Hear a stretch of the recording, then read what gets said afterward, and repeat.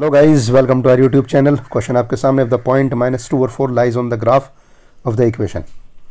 अब देखो, कई तरह की चीज़ आपसे बोल सकता है। -2 के लाई करे ग्राफ पर, इसको बोल दे सोल्यूशन, बोल दे इसको, है ना, या कि इसका सोल्यूशन है, कुछ भी बोल सकता है। वो एक ही बात होती है सबकी, क्योंकि कोई भी पॉइंट किसी लाइन के ग्राफ पर आता ही तब है जब उसका सोल्यूशन होता है।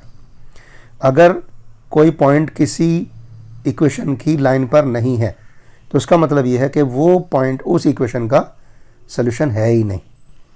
तो जब भी आपसे बोल देगा, जब सोल्यूशन बोल देगा साफ साफ, तो सोल्यूशन है ही।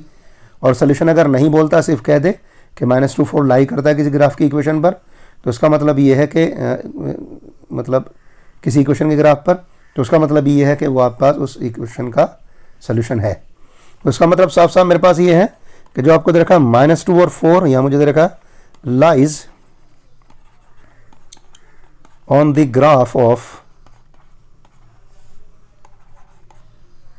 equation, और इक्वेशन क्या दे रखी है आपको, a - 1x y + 3x = 6।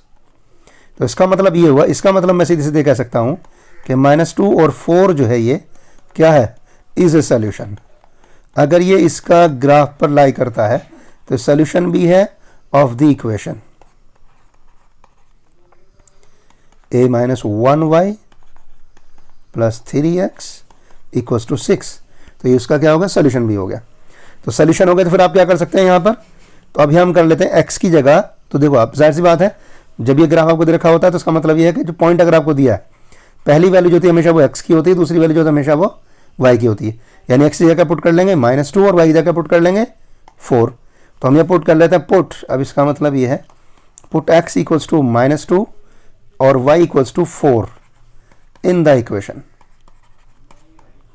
जो आपको दे रखी। इक्वेशन क्या दे रखी थी मुझे, इक्वेशन है आपके पास a - 1y + 3x, a - 1y + 3x, और फिर आप क्या दे रखा है, = 6। सो अब क्या करना है, a - 1 y की जगह आपने क्या पुट करना है, 4, तो यहाँ 4 आ जाएगा। 3x की जगह आपने क्या पुट करना है, -2 = 6। तो बस पॉइंट ही ये था, -2 और 4। अब आप इसको क्या कर लेंगे, सॉल्व कर लो, तो आपके पास क्या आ जाएगा ये, चलिए a - 1 × 4 प्लस क्या हो जाएगा, -6 = 6। यानी a - 1 × 4 = 6 + 6 कितना हो गया, 12। यानी a - 1 = 12/4।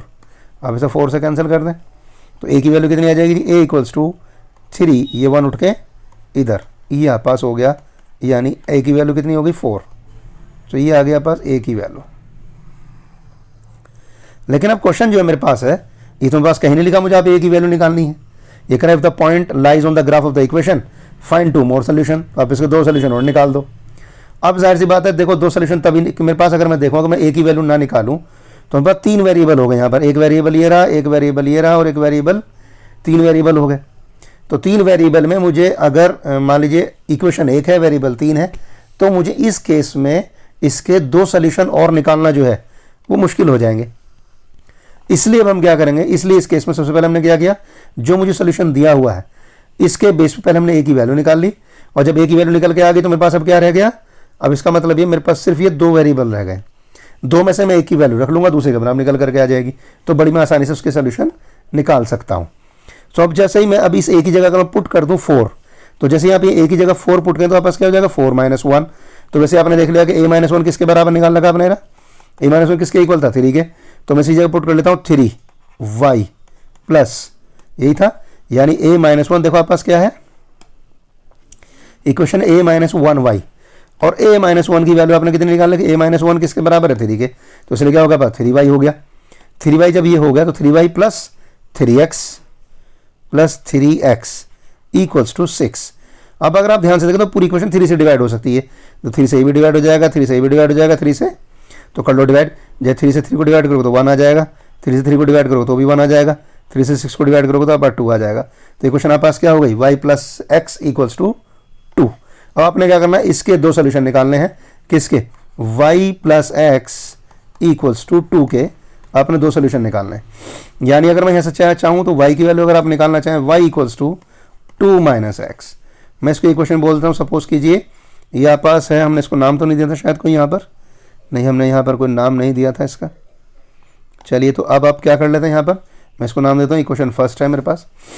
एक्स जगह आप बस ये ध्यान रखें जब भी आप पास इक्वेशन एक हो और वेरिएबल एक से ज़्यादा हो तो उस इक्वेशन के इनफाइनेटली मैनी सॉल्यूशंस होते हैं। यानी आप x की वैल्यू कुछ भी रख लें, y की वैल्यू कुछ भी रख लें, मर्जी आपकी है, कोई रेस्ट्रिक्शन आपके पास नहीं है। लेकिन बेहतर है कि हम उन वैल्यूज़ को पुट करें जिनमें हम कैलकुलेशन खुद आसानी से कर सकते हैं, क्योंकि असल मसला तो हमारा है। अगर हम ये ऐसी वैल्यू उठा के लेके बैठ जाएँ जिसमें हम आगे जाके खुद फंस गए तो क्या फ़ायदा। तो इसलिए हम वैल्यूज़ लेंगे। सपोज कि पुट कर लेता हूँ मैं x की जगह x equals to 0 in equation first. अब आपने इक्वेशन फर्स्ट में x जगह 0 पुट कर दिया तो आपके पास क्या मिलेगा, y equals to 2 minus 0। Solve करेंगे तो 2 हो गया, यानी x जगह जैसे ही आपने 0 पुट किया सो y की वैल्यू आपको मिल गई 2। ये आ गया मेरे पास पहला सोल्यूशन। फिर पुट कर लेते हैं हम x की जगह, मान लीजिए मैंने पुट कर लिया 1, तो इन इक्वेशन फर्स्ट। तो जैसे ही इक्वेशन फर्स्ट में आप x की जगह 1 पुट करेंगे तो आप पास आ जाएगा y माइनस 2 माइनस 1। कितना बच गया, 1। इसका मतलब ये है जब x की वैल्यू आप पास 1 है तो y की वैल्यू भी आप पास 1 है। सो ये हैं दो सॉल्यूशंस आपके, a की वैल्यू और सॉल्यूशन। स्टिल आपको कोई डाउट, माइंड में कुछ ऐसा टकरा रहा है जो समझ में नहीं आया, सर के ऊपर से गुजर गया है, तो भी कोई डाउट नहीं, तो भी कोई दिक्कत नहीं है, वीडियो कमेंट बॉक्स में आइए। आपकी सहायता के लिए हम हाजिर हैं। चैनल को सब्सक्राइब, वीडियो को लाइक और शेयर करना बिल्कुल ना भूलें। Thank you very much.